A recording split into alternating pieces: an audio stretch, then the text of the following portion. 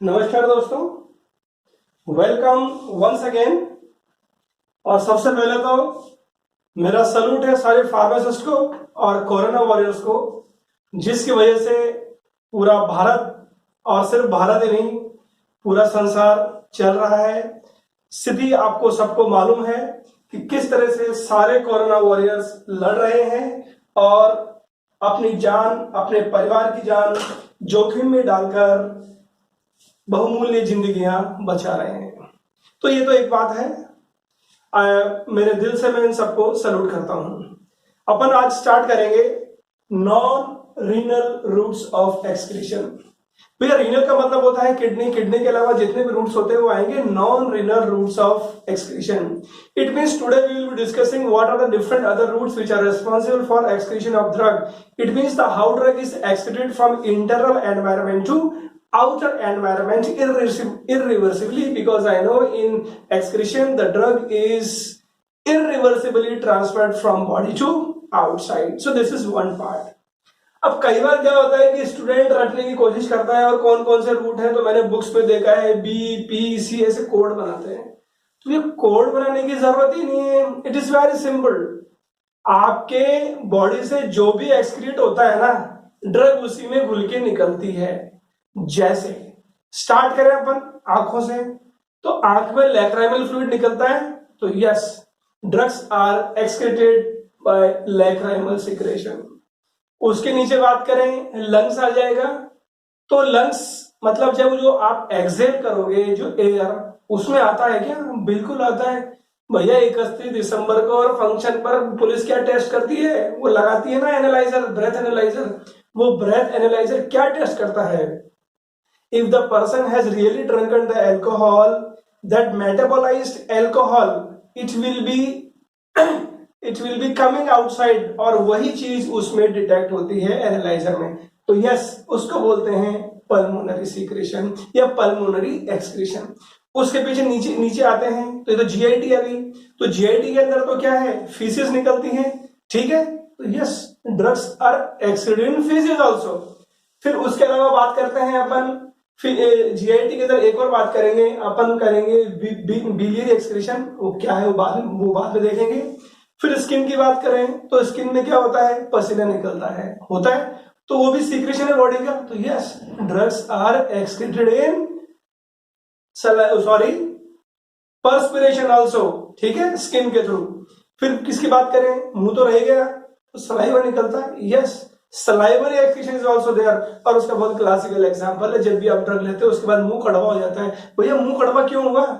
क्योंकि मुंह कड़वा इसलिए या तो ड्रग है उसका मेटाबोलाइट सीधा बॉडी में आया और ड्रग कड़वी होती है ज्यादातर, ये तो आपको पता है। तो इसके अलावा अगर अपन और देखेंगे तो भैया जो लैक्टिंग मदर्स है, अपन कहते हैं कि भैया माँ को बिल्कुल पौष्टिक खाना खाना चाहिए। क्यों? क्योंकि जो भी माँ खाएगी वो अल्टीमेटली बच्चे में जाएगा। तो अब बच्चा खाता थोड़ी है, वो तो उसको the mother is acting as feeding mother. अब वो क्या करती है? बच्चे को दूध पिलाती है, तो जो भी दूध के अंदर आएगा वो बच्चे के अंदर भी आएगा। तो कहने का मतलब mammary excretion is also there. दूध के थ्रू बच्चे के पास ड्रग्स पहुंचेंगी, सिक्रेशन भी होगा और वो बच्चे पर इफेक्ट भी डाल सकता है।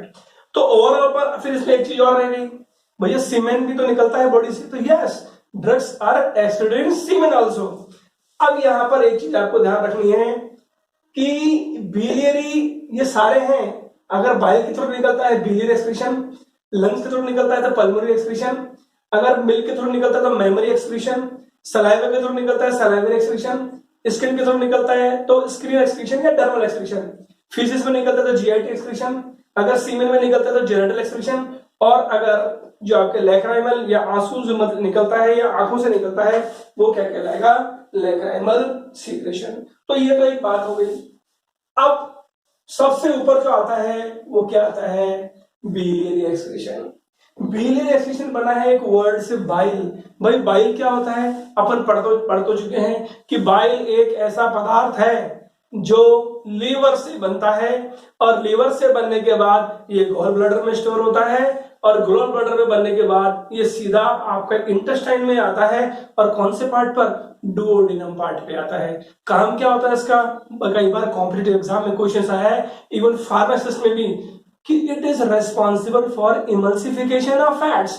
इमल्सिफाई का क्या मतलब होता है भैया, ऐसा है तेल को पिया नहीं जा सकता, तो अपन क्या करते हैं, पिछले लेक्चर से अपन डिस्कस कर चुके हैं कि जो भी दवा तैलीय प्रकृति की है, the drugs which are oil in nature, oil नहीं पी सकते, so they are rendered in a form that is easily palatable and that can be easily taken. तो उस तेल को क्या करते हैं अपन, ऑयल इन वाटर इमल्शन बना देते हैं और वो आराम से लिया जा सकता है। तो यस, बाइल का यही काम होता है, it is responsible for emulsification. तो पहले दो सेंटेंस देखते हैं। तो ऐसा है कि जो बिलियरी एक्सक्रीशन है, इसका एक और नाम है, वो तो छोड़ दो, लिखा है एंटेरोहिपेटिक साइक्लिंग, इसको छोड़ दीजिए, अभी आप दोबारा आएगा। अभी बात कर रहे हैं अपन बिलियरी एक्सक्रीशन, मतलब drug is excreted in the bile. First point, the bile is secreted from the liver, yes, and it is stored in gallbladder and it is then secreted into duodenum. Now what is the function? It is responsible for digestion and absorption of fats. यहां तक भी clear है। अब इस bile के बारे में खास कर देखो, मैंने यहाँ पर स्टार किया हुआ है, इट इज स्टार। अब स्टार का मतलब क्या है कि इसकी रिसाइकलिंग होती है। रिसाइकलिंग तो वो प्रक्रिया होता है जिसके अंदर कोई भी चीज जो अगर बेकार हो गई तो अपन वापस यूज में लिया जाता है। तो यस, बाइल के साथ ऐसा होता है कि अगर अपन मान के चले, उदाहरण के तौर पे, इफ 100% इज सीक्रेटेड, कहां पर, डुओडेनम में सीक्रेट होगी ना। इफ 100% इज सीक्रेटेड, तो उसकी खास बात यह है कि जो 100% सीक्रेट हो रहा है ना, 90% वापस रीएब्जॉर्ब हो जाएगा और जो 10% है वो फीसिस में चला जाएगा और उसका एक्सक्रीशन होगा। ठीक है, तो 10% तो हमेशा बॉडी के बाहर चला गया, बचा कितना, 90%।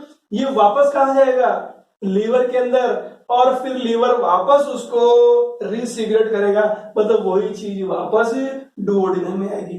तो चलती रहेगी। कब तक चलती रहेगी? बिल्कुल चलती रहेगी। ये तो अनावरत कंटिन्यू प्रक्रिया है। जो फंक्शन, जो अगर जो क्वांटिटी कम हो गई, लीवर उसको और बना लेगा।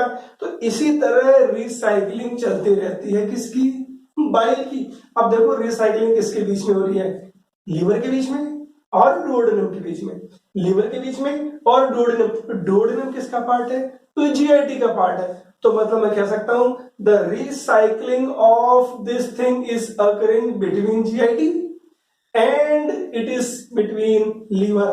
तो लीवर को तो हिपेटिक बोल सकते हैं ना अपन, क्योंकि लीवर से रिलेटेड हिपेटिक ही तो होती है, और जीआईटी को अपन एंट्रल वर्ड होता है ना, यस, तो एंट्रो। तो बिकॉज क्योंकि ये रिसाइकलिंग हो रही है जीआईटी और लीवर के बीच में, इसीलिए इसको बोलते हैं एंट्रोहिपेटिक साइकिलिंग। तो आपके समझ में आ गया होगा। अब सवाल उठता है, सर अपन तो एक्सक्रीशन पढ़ रहे हैं, आप तो बाइल का बता रहे हो। तो yes, the excretion is related to bile also. वो कैसे, आप देखते रहिए, we will discuss one by one. देखिए, अपन बात कर रहे हैं बिलियरी एक्सक्रीशन की, और बिलियरी एक्सक्रीशन स्टार्ट करने से पहले एक छोटा सा रिमाइंडर आपको, please don't forget to like, subscribe, comment and share. जो आप वीडियो देख रहे हैं उसके राइट हैंड साइड पर बिल्कुल नीचे एक लाल बटन दिया हुआ है एरो के साथ, आपको सिंपल प्रेस करना है, हल्के से उंगली दबानी है, उसके बाद आपको पता लग जाएगा क्या सब्सक्राइब है। ठीक है, तो स्टार्ट करते हैं। ये आपका बिलियरी एक्सक्रीशन, जैसा कि अपन बता चुके हैं कि ड्रग्स निकलती हैं बाइल के अंदर। अपन पढ़ चुके हैं एक चीज, एंट्रोहिपेटिक सर्कुलेशन। सर्कुलेशन अलग अलग तरीके के होते हैं, उसमें एक तरह का होता है एंट्रोहिपेटिक सर्कुलेशन। और एंट्रोहिपेटिक सर्कुलेशन की खास बात क्या होती है कि वॉट एवर द ड्रग और the food we are taking and it is reaching into the intestine, it reaches to the liver first before reaching into the systemic circulation। जो भी ड्रग या खाना है पहले लीवर के पास जाएगा और लीवर से फिर कहा जाता है आपके ब्लड में आता है। तो ऐसा ही है कि जो ड्रग लेते हैं, जो ड्रग जीआईटी में जाएगी, जीआईटी के बाद लीवर में जाएगी, लीवर के बाद फिर ब्लड में जाएगी। तो यस, तो लीवर मेटाबोलाइज करेगा, बिल्कुल मेटाबोलाइज करेगा। तो वो अपन ने सर्कुलेशन देखा है, तो वैसा ही ड्रग के साथ ऐसा ही एंट्रोहिपेटिक सर्कुलेशन चलता रहता है जीआईटी और लीवर के बीच में। अब पहला तो सवाल ये है कि बिलियरी एक्सक्रीशन होता है या नहीं होता है, कैसे पता लगेगा? तो ऐसा है, मैं कह रहा हूं ओरली लेंगे तो कोई बात नहीं, आप पेरेंट्री ले लीजिए, आप कोई भी ड्रग, ऐसी ड्रग जिसके बारे में कहा जाता है कि बाइल से एक्सक्रीट होती है, और पेरेंट्री लेने के बाद उसको फिजिक्स में चेक करना थोड़े समय बाद। अगर फीसिस में आ गई इसका मतलब उसका बिलियरी एक्सक्रीशन होता है। तो ये वाला पार्ट तो कंप्लीट हो गया कि चेक कैसे करें कि बिलियरी एक्सक्रीशन होता है या नहीं होता। अब एक और चीज, बिलियरी एक्सक्रीशन नहीं होगा, इसकी दो चीजें हैं, या तो लीवर काम नहीं कर रहा होगा या फिर होता ही नहीं होगा। तो पता तो लग गया ना। लेकिन अगर लीवर काम कर रहा है या नहीं कर रहा, तो यस, उसको जो लीवर की एफिशिएंसी है बिलियरी एक्सक्रीशन की, it is checked by an agent sulfobromophthalein. ये क्वेश्चन भी आया हुआ है कॉम्पिटिटिव एग्जाम्स के अंदर। तो जैसे सल्फा ब्रोमोथैलिन को लिया जाता है, आधे घंटे के अंदर ये डिटेक्ट किया जा सकता है आराम से। तो yes, efficiency can be checked by sulfobromophthalein. ये कहानी भी कंप्लीट हो गई। ठीक है, तो अब देखते हैं होता क्या है। भाई ऐसा है, कोई भी ड्रग ओरली ली, ओरल लेने के बाद वो कहाँ जाएगी, स्मॉल इंटेस्टाइन में, ऑब्वियस है। और स्मॉल इंटेस्टाइन से वो कहाँ जाएगी, ब्लड में जाएगी, ऑब्वियस है, ब्लड में जाएगी। ब्लड में जाने के बाद वो लीवर में जाएगी। ठीक है, लीवर में जाने के बाद वो ड्रग फिर टिश्यूज को बाइंड हो गई। फिर मैं जानता हूं कि liver is responsible for metabolism also. तो ठीक है, मेटाबॉलिज्म अगर उसका हो गया तो यूरिनरी एक्सक्रीशन हो जाएगा। अब ऐसा है, लीवर के पास हर बार जब ड्राई जाएगी ना ड्रग, तो कुछ अमाउंट ही मेटाबोलाइज होगी। ऐसा नहीं कि 100 mg है तो 100 mg मेटाबोलाइज हो गई। ये डिपेंड करता है फर्स्ट पास इफेक्ट पर मेरे और फर्स्ट पास इफेक्ट क्या है आप बाकी वीडियोस में देख सकते हैं। तो कुछ अमाउंट जो मेटाबोलाइज हुई लीवर द्वारा वो निकल जाएगी। तो दीज मेटाबोलाइट्स आर एक्सक्रीटेड। लेकिन ये मेटाबोलाइट बाइल में भी निकलते हैं। ठीक है, अब बाइल में अगर निकलते हैं तो इसका नाम क्या दिया गया, बिलियरी एक्सक्रीशन। और ये मेटाबोलाइट वापस स्मॉल इंटेस्टाइन में आते हैं। तो भाई होता क्या है, समझ में नहीं आ रही सर। तो इसका एक लिंक है। लिंक क्या है कि अपन पढ़ चुके हैं बायो ट्रांसफॉर्मेशन या फिर मेटाबॉलिज्म, वो प्रक्रिया जिसके अंदर जो ड्रग आपने ली थी जो लिपोफिलिक थी और बॉडी से बाहर नहीं निकल रही थी, तो उसको क्या किया गया था शरीर द्वारा, उसको पोलर बना दिया गया था और ऐसे फॉर्म में बना दिया गया था जो बॉडी से फटाफट बाहर एक्सक्रीट आउट हो चुके। तो उसमें अपन ने बायो ट्रांसफॉर्मेशन में पढ़ा था कि there are 2 phases, phase 1 and phase 2। और फेज 2 में अपन ने पढ़ा था कि 2 रिएक्शन होती हैं जिसकी वजह से मॉलिक्यूलर वेट बहुत ज्यादा बढ़ जाता है। और वो 2 थी, एक तो ग्लूटाथायोन और एक था ग्लूकुरोनिक एसिड कॉन्जुगेशन, इसको ग्लूकुरोनेडेशन भी बोलते हैं। तो जिन भी ड्रग्स का मॉलिक्यूलर वेट बहुत ज्यादा होता है ना, वो सिर्फ ग्लूटाथायोन में ही निकलती हैं। और कम मॉलिक्यूलर वेट वाली ड्रग्स तो बाकी जो रूट है, acetylation, methylation, amino acid conjugation, उन वाले रूट से निकल जाती हैं। तो ये वाले जो मेटाबोलाइट्स है ना, ये वाले मेटाबोलाइट्स जिनका मॉलिक्यूलर वेट बहुत ज्यादा है, वो इसी के थ्रू निकलेंगे। सर एग्जांपल तो देखिए बताओ, अभी बात कर रहे हैं, डोंट वरी। तो एक बार थोड़ा सा फिर शॉर्ट पहले लेते हैं कि ओरल लिया, स्मॉल इंटेस्टाइन में आ गया, ब्लड में आ गया, फिर लीवर में आ गया, फिर टिश्यूज में यहां चला गया। तो ये चीज चल रही है, इसी को बोलते हैं क्या, एंट्रोहिपेटिक साइक्लिंग। भाई बाइल के थ्रू जो भी चीज आई स्मॉल इंटेस्टाइन में, अब काम की चीज ये कि स्मॉल इंटेस्टाइन में जैसे आई, there is hydrolysis of conjugate and these are again absorb. Bile के अंदर जो ड्रग मेटाबोलाइट था ना, जो इंटेस्टाइन में आया, उस पर अटैक हो गया। देखो लिखा है, अटैक किसका हुआ, माइक्रोफ्लोरा ऑफ इंटेस्टाइन, जो ग्रीन में है।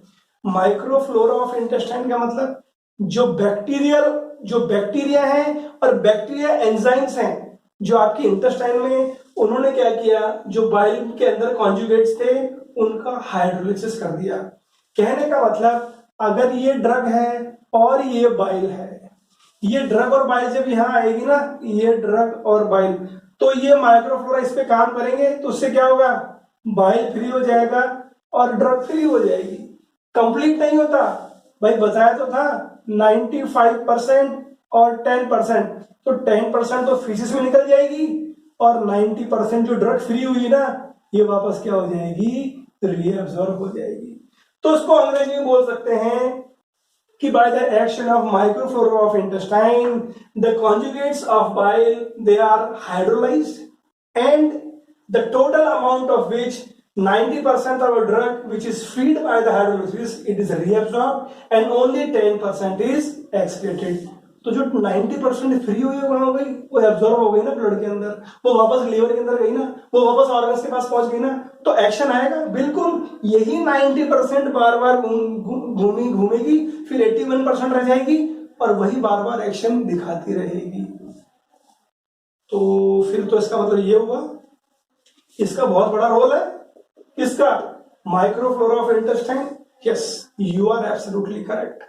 अगर ये microflora of intestine bacterial enzymes नहीं रहेंगे तो ये रुक जाएगी ना, बिल्कुल रुक जाएगी। आप बिल्कुल सही कह रहे हैं। ये देखिए मैंने बताया है antibiotics, antibiotics are having negative effect on this, और स्पेशली ब्रॉड स्पेक्ट्रम एंटीबायोटिक्स जब आप लोगे तो ये खत्म हो जाएंगे, ये खत्म हो जाएंगे, तो हाइड्रोलिसिस नहीं होगा, हाइड्रोलिसिस नहीं होगा, तो जो 90% वापस रीअब्सॉर्ब हो रही थी ना, वो रीअब्सॉर्ब नहीं होगी, मतलब एक बार में ही ड्रग निकल जाएगी। तो अपन तो हेल्दी एडल्ट की बात करते हैं ना हरदम, और हेल्दी एडल्ट में ऐसा होता होगा ना। यस, तो this is an example of drug interaction. और ड्रग इंटरैक्शन क्या है आपको बाकी वीडियोस में मिल जाएगा। तो अब अपन कह सकते हैं कि enterohepatic cycling is responsible for recycling. दूसरे शब्दों में it is responsible for increasing the half life या increasing the duration of drug. बिल्कुल सही है, बार बार घूम रही है, और किसी भी वजह से अगर वो एंट्रोहिपेटिक साइक्लिंग को आपने हैम्पर कर दिया, रोक दिया, तो ड्यूरेशन ऑफ एक्शन कम हो जाएगा। और हेल्दी एडल्ट में आपने जब शुरू में डोज डिसाइड की थी, आपने तो ये सोचा था कि इतने दिन काम करेगी ड्रग, इतने घंटे काम करेगी, लेकिन अगर ये दे दिया antibiotic, there is failure of therapy. तो ये तो एक क्लासिकल एग्जांपल है एंटीबायोटिक के ड्रग इंटरेक्शन का इसके साथ। दूसरी एक और चीज है, देखो रेजिन्स। रेजिन्स कौन से हैं? रेजिन्स तो आप समझते हैं, फार्मेसी के हैं। मैं एग्जांपल दे रहा हूं, कोलेस्टायरामिन, कोलेस्टिपोल, अगर वो साथ में लेंगे। अब कोलेस्टायरामिन कोलेस्टिपोल क्या है वो देखेंगे जब अपन एंटी हाइपरलिपिडेमिक पढ़ेंगे। तो कोलेस्टायरामिन और कोलेस्टिपोल जब लेंगे ना, तो इनके साथ कॉम्प्लेक्स बना लेंगे हमेशा के लिए, और वापस एक बार में निकल जाएगी ये चीज। अगेन एक बार में निकल गई तो वापस उसकी रिसाइकलिंग नहीं होगी, मतलब ड्यूरेशन ऑफ एक्शन उसका वापस नहीं बढ़ा। तो इस पर क्वेश्चन आया हुआ है इन दो पर कि how this two effect the enterohepatic circulation of drug. तो ये तो एक कहानी है। अब इसका बॉडी में क्या सिग्निफिकेंस है, अपने को पता लग गया डिस्कशन से कि the enterohepatic cycling is responsible for conserving the important vitamin. भाई वाइटामिन तो सारे इंपॉर्टेंट होते हैं, for conserving the vitamin B12, vitamin D3 and folic acid. तो ये इसी द्वारा बचाए जाते हैं बॉडी के अंदर। दूसरा, it is responsible for increasing the half life of drug. कौन सी ड्रग? ओरल कॉन्ट्रासेप्टिव्स, मतलब हार्मोन्स जो होते हैं ओरल कॉन्ट्रासेप्टिव में, उनकी एंट्रोहिपेटिक रिसाइक्लिंग चलती है। तो जो भी लेडी है जो प्रेग्नेंट नहीं होना चाहती है, उसका एम क्या रहेगा कि ओरल कॉन्ट्रासेप्टिव से लेने पर कंसेप्शन नहीं होगा, इसीलिए ओरल कॉन्ट्रासेप्टिव लेती है। अगर उसने एंटीबायोटिक्स ले लिए लंबे समय तक, या फिर ऐसा असर आया उनका कि माइक्रोफ्लोरा डिस्टर्ब हो जाएगा, yes that lady can be pregnant, means there is failure of therapy. ये बहुत क्लासिकल इंटरेस्टिंग एग्जांपल है ड्रग इंटरेक्शन का। फिर अदर इसके अलावा हार्मोन्स के अलावा और भी ड्रग्स होती हैं, जैसे कार्डियोग्लाइकोसाइड्स, जैसे रिफाम्पिसिन, जो एंट्रोहिपेटिक साइक्लिंग से चलते रहते हैं। कहने का मतलब जब भी डोज आपका डिसाइड होगा, इसको दिमाग में रखा जाता है, क्योंकि हेल्दी एडल्ट में ऐसा ही होता है। अब डिजीज स्टेट में तो सारी चीजें चेंज हो जाती हैं, तो आपको ड्रग इंटरेक्शन का ध्यान रखना है। ये तो एक पार्ट हुआ enterohepatic cycling and why it is important, इसका सिग्निफिकेंस क्या है। अब देखते हैं फैक्टर्स अफेक्टिंग एंट्रोहिपेटिक साइक्लिंग। तो ऐसा है, पहला factor molecular weight of the drug. If the phase 2 reaction is responsible for the generation of a drug and it's metabolized whose molecular weight is greater than 500 Daltons, it will be exclusively excreted in bile only, पहला। दूसरा है nature of bio transformation process. इसका मतलब यह है कि what kind of what kind of reaction is responsible for metabolism. Phase 2 की बात हो रही है, तो उसमें दो अपन पढ़ चुके हैं। ग्लूटाथायोन, एक रिएक्शन होती है glutathione conjugation and mercuric acid synthesis, और एक और होती है ग्लूकुरोनाइड एसिड कॉन्जुगेशन या ग्लूकुरोनेशन। तो अगर ग्लूटाथायोन के साथ कॉन्जुगेशन होगा ना तो बाइल से ही निकलेगी। उसका एग्जांपल है क्लोमिफेन साइट्रेट या क्लोमिफेन। ऐसे ग्लूकुरोनाइड के थ्रू होगी, उसका है मॉर्फिन। ये दो रिएक्शन ऐसी होती हैं जिसकी वजह से मॉलिक्यूलर वेट बहुत ज्यादा बढ़ता है, और बहुत ज्यादा मॉलिक्यूलर वेट होता है तो अपन जानते हैं वो फिल्टर ही नहीं होगी चीज ग्लोमेरुलस के थ्रू, और ग्लोमेरुलस के थ्रू फिल्टर ही नहीं होगी तो यूरिनरी एक्सक्रीशन कैसे होगा? तो भैया इसको तो बाइल में ही निकलना पड़ेगा। अब जो भी ड्रग इनके थ्रू निकलती है ना, उनकी कुछ खासियत होती है क्या, कि these drugs are highly polar due to the presence of polar functional group. उसके अंदर क्या होता है, या तो ये ग्रुप होगा या फिर ये वाला ग्रुप होगा। तो इसका मतलब तो ये हुआ कि अगर किसी को लीवर की डिजीज हुई या लीवर संबंधी डिजीज तो बिलियरी एक्सक्रीशन यहां पर होगा। Yes, the disease like cholestasis, there is decreased bile flow and therefore there is decreased biliary excretion. ऐसे ही कई ड्रग्स होती हैं जैसे phenobarbitone, it stimulates the excretion of bile, तो बिलियरी एक्सक्रीशन ज्यादा होगा। समझने की जरूरत नहीं है, आप समझ रहे होंगे। ऐसे ही फूड, अगर कोई भी व्यक्ति ज्यादा प्रोटीन या फैट अपनी डाइट में लेगा तो बाइल फ्लो बढ़ जाएगा, और बाइल फ्लो बढ़ जाएगा तो बिलियरी एक्सक्रीशन भी बढ़ जाएगा। अब ऐसे ही बिलियरी एक्सक्रीशन, पिछले लेक्चर पर देखा था क्लियरेंस क्या होता है। तो biliary excretion rate divide by plasma drug concentration, it gives the biliary clearance. Biliary clearance का आइडिया लगता है, मतलब जितनी कंसंट्रेशन ज्यादा कम होगी ना, बिलियरी क्लियरेंस उतना ही ज्यादा कम होगा। तो ये कहानी है किसकी, बिलियरी एक्सक्रीशन, जिसको एक और नाम से जानते हैं एंट्रोहिपेटिक साइक्लिंग ऑफ ड्रग, जिसके अंदर ड्रग आपकी इंटेस्टाइन और लीवर के बीच में घूम रही है, जिसकी वजह से टी ऑफ उसका ज्यादा हो रहा है, मतलब ड्यूरेशन ऑफ एक्शन उसका ज्यादा हो रहा है। देखिए ये जो अपन बात कर रहे हैं बिलियरी एक्सक्रीशन की, ये जो आपको डायग्राम बताया था उसमें तो अंडरस्टूड है कि ओरल लेने के बाद इधर ड्रग जाएगी तभी फीसिस में जाएगी। तो these are the different arrows. उस डायग्राम जो अभी कलर डायग्राम था उसको देखोगे तो दीज आर डिफरेंट एरोज। ये एरो इधर, ये इधर गया, ये एरो फीसिस में, ये एरो इधर गया, ये एरो लीवर में गया। तो एरोज इज इंडिकेशन। बाकी आप लोग you can easily assume being a pharmacy student. ये तो कहानी बिलियरी एक्सक्रीशन की। अब देखो, अब बात करते हैं सलाइवरी एक्सक्रीशन की। नाउ सलाइवरी एक्सक्रीशन की अगर बात करें तो नाम से पता लग रहा है ना, क्या ड्रग सलाइवा में एक्सक्रीट हो रही है, ड्रग सलाइवा में एक्सक्रीट हो रही है। तो अब इसका कैसे पता लगेगा?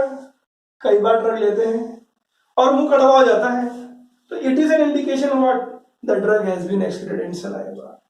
और इसी वजह से कई बार क्या है, ड्रग का एडवर्स इफेक्ट भी आता है, जैसे जीभ काली हो जाएगी, black hearing turn is there in case of antibiotics.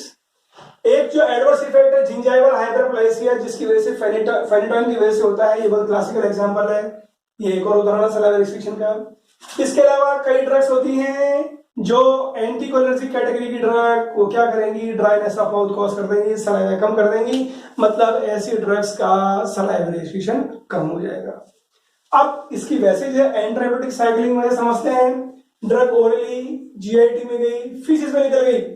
एक तो पार्ट ये है, जीआईटी ब्लड में गई, टिश्यूज से बाइंड हो गई, लेकिन सलाइवा एक्सक्रीट हो गई, फिर सलाइवा जाएगा भी तो सही वापस, ये जीआईटी में गई, फीसिस में निकल गई। तो इस तरह से चल रहा है कहानी। बहुत शॉर्ट है सलाइवा, हालांकि कई जगह सिग्निफिकेंस है, लेकिन मतलब शॉर्ट में अपन कर रहे हैं। So this is the story of salivary excretion. अब आगे बात करेंगे अपन मेमोरी एक्सक्रीशन की। अगर बात करें मेमोरी एक्सक्रीशन की, इसका मतलब द ड्रग और it's metabolite is excreted through the milk, और जो भी प्रोडक्ट या जो भी मेटाबोलाइट आ रहा है मदर के मिल्क के अंदर, फीडिंग मदर के अंदर वो बच्चे तक पहुंच रहा है। तो yes, it is very much important for feeding infant. और कौन सी ड्रग्स होती हैं? बार्बिटूरेट्स, मॉर्फिन, एर्गोटामाइन, और भी एग्जांपल्स हैं, दीज आर द मेन। अब यहाँ पर एक इंपॉर्टेंट क्वेश्चन है कि जिस पर क्वेश्चन भी आया है कि it is responsible for discoloration of teeth if the mother is taking tetracycline. अपन जानते हैं कि टेट्रासाइक्लिन के नेचर होता है कि it forms complex with calcium. जो कैल्शियम है प्रोटीन, जो कैल्शियम है दांतों के अंदर, और टेट्रासाइक्लिन जो एक्सक्रीट होगा मिल्क के अंदर, अल्टीमेटली क्या होगा, जो सकलिंग बेबी है वो उसके पास भी टेट्रासाइक्लिन पहुंचेगा, और क्योंकि उसके डेवलपिंग टीथ हैं, कैल्शियम के साथ बाइंड होगा और परमानेंट डिस्कलरेशन हो जाएगा टीथ का। तो इसलिए बहुत इंपॉर्टेंट है, ध्यान रखने वाली बात है। फिर इसके अलावा क्या है कि अपन एक चीज और ड्रग इंटरेक्शन में पढ़ चुके हैं कि सल्फोनामाइड कैटेगरी ड्रग अगर मदर लेती है, अल्टीमेटली वो मिल्क के थ्रू जाएगा और जो बिलीरुबिन है, जो प्रोटीन बाइंडिंग साइट्स हैं, उसको डिस्प्लेस कर देगा, जिसकी वजह से there is increase in bilirubin free drug concentration that is responsible for development of neonatal jaundice है, इन्फेंटाइल जॉन्डिस जिसको बोलते हैं। तो neonatal jaundice is caused by displacement of bilirubin by sulfonamides from protein binding sites. इस चीज का भी ध्यान रखने की जरूरत है। और इसके अलावा और भी ड्रग्स हैं जैसे निकोटीन। तो अगर मदर निकोटीन भी लेती हैं, आप समझ गए कि स्पर्म के अंदर उसका इफेक्ट आएगा बेबी पर। So this is in short about memory excretion. Next आता है स्किन। सीधी सी बात है, स्किन के थ्रू स्वेट निकलेगा, मतलब we are talking about the excretion of drug through sweat. कौन कौन सी कैटेगरी या एग्जांपल, जैसे बेंजोइक एसिड, जैसे सैलिसिलिक एसिड, जैसे अल्कोहल और भी ड्रग्स है। फिर आता है लास्ट में जेनिटल एक्सक्रीशन, मतलब these drugs are excreted through the genital secretion, जैसे सीमेन के अंदर भी उसकी कंसंट्रेशन डिटेक्ट हो सकती है। तो ये कहानी थी अपनी excretion of drugs, non renal excretion अलग अलग रूट से।